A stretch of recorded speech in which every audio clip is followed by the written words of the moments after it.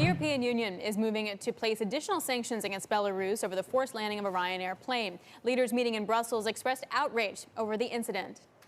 But what has happened here, this is unseen. It's an international scandal. I think hijacking the plane and behaving like that, it is the act of terror. The European Council decided that there will be additional sanctions on individuals that are involved in the hijacking, but this time also on businesses and economic entities that are financing this regime. Particularly also against companies, so therefore we need more economic sanctions and entities supporting the regime. We need clear actions in order to change the pattern of behavior of this very dangerous regime.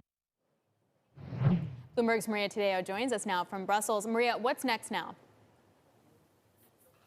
Well, Alex, a lot of this will be the implementation. And in the package of measures that was announced yesterday, there's two clear aspects. One has to do with the airspace and blocking access to and in out of Belarus. And if you look at maps already, they clearly signal that the airspace on Belarus is now incredibly quiet. There are no planes going into the country or outside. So in that respect, that's already been accomplished. The second and perhaps the most difficult element of this package will have to do with sanctions and that hit on companies and state-owned companies in Belarus. That's where Europeans believe a lot of the funding and the backing to Lukashenko is coming from. Until now, we had seen sanctions targeting individuals, including Lukashenko himself, but this goes more into the corporates and the money flowing into the government. Now, that will take time, and it's still a question mark as to whether or not that is going to work and how that could increase pressure on Belarus, considering this is the fourth round of sanctions of the country in a year. So that will take time, and it's unclear what kind of impact it's going to have.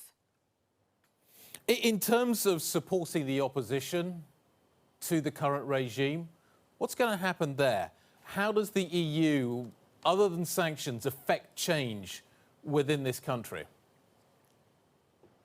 Well, look, what they're saying is, first of all, everyone that was arrested from that plane needs to be liberated. But again, that's also a question mark. And they have said that they do fear for their safety. Now, we do know there has been a round of conversations with the head of the Belarusian opposition, Tsikhanouskaya. And yesterday, the head of the European Commission, Ursula von der Leyen, said we have 3 billion euros to go for Belarus in direct investment the moment it turns democratic. Again, that is a very complex situation because the European Union cannot force a vote in Belarus. This is a decision that they cannot make. They've already said that they don't recognize Lukashenko, that they don't believe he is legitimate, and that the people of Belarus should vote again. They've also said, as I mentioned, that there is money ready to go for the country, but they cannot force an election, and we should highlight that. That's not something that really the European Union can do, or any other country, by the way.